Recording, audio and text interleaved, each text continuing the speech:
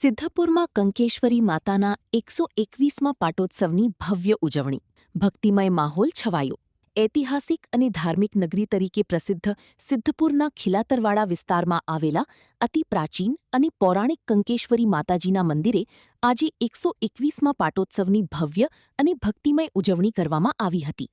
વહેલી સવારથી જ માતાજીના દર્શન માટે મોટી સંખ્યામાં ભાવિકો ઉમટી પડ્યા હતા અને સમગ્ર મંદિર પરિસર જય માતાજીના જયઘોષથી ગૂંજી ઉઠ્યું હતું. પાટોત્સવ નિમિત્તે વૈદિક મંત્રોચ્ચાર સાથે નવચંડી યજ્ઞ, મહાપૂજા, રાજોપચાર પૂજન સહિતના વિવિધ ધાર્મિક અનુષ્ઠાનો સંપન્ન કરવામાં આવ્યા હતા.